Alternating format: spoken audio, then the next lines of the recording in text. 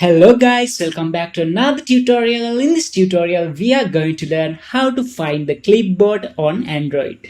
Open your notepad or open any app that you can type.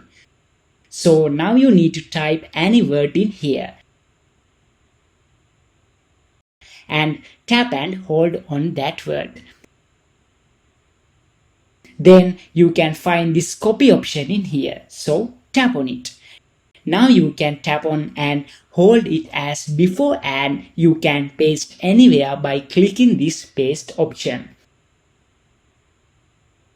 So if you want to go to clipboard, you can click on this icon in the top of your keyboard.